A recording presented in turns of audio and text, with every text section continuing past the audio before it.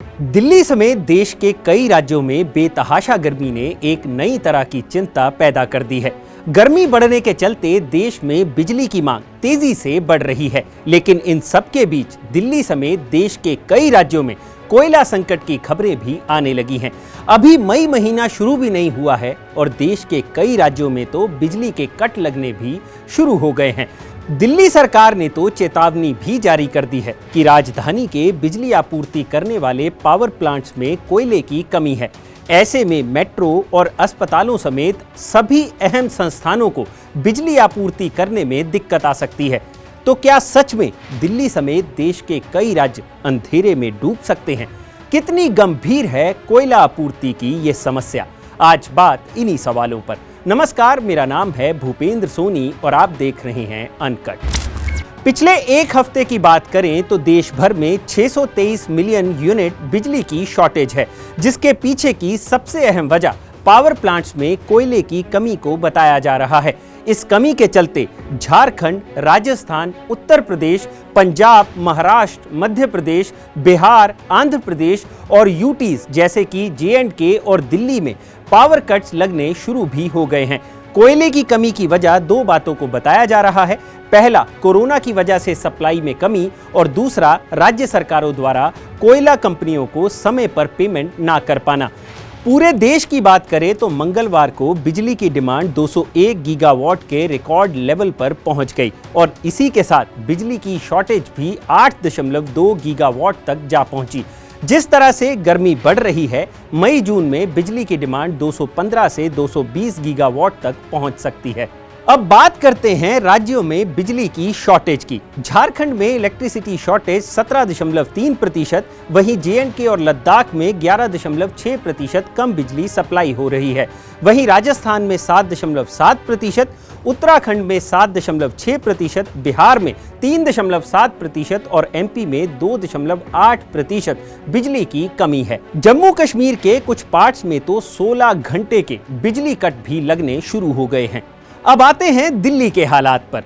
दिल्ली को 5 प्लांट से बिजली आपूर्ति की जाती है। दादरी, ऊंचाहार, कहलगांव, फरक्का और झज्जर पावर प्लांट से 1751 मेगावाट बिजली हर दिन दिल्ली को भेजी जाती है, जो दिल्ली की कुल डिमांड का 25 से 30% है। दिल्ली को ज्यादातर आपूर्ति 728 मेगावाट दादरी 2 पावर प्लांट से ही की जाती है।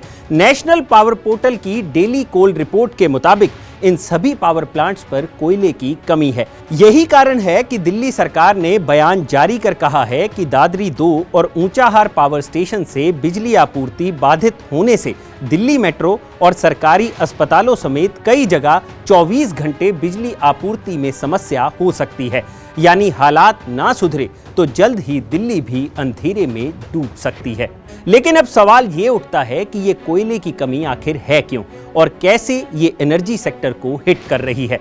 असल में रशिया यूक्रेन वॉर के चलते इंटरनेशनल मार्केट में कोयले के दामों में भारी उछाल देखने को मिल रहा है, जिसके चलते देश के ऐसे थर्मल प्लांट्स जो इंपोर्टेड कोल की आपूर्ति पर ही चलते हैं, उन्होंने अपने ऑपरेशंस में कमी करनी शुरू कर दी है और कई ने ऑपरेशन बंद करने शुरू कर दिए हैं ताकि वो राज्य सरकारों के साथ नई दरों पर बिजली सप्लाई का करार कर सके।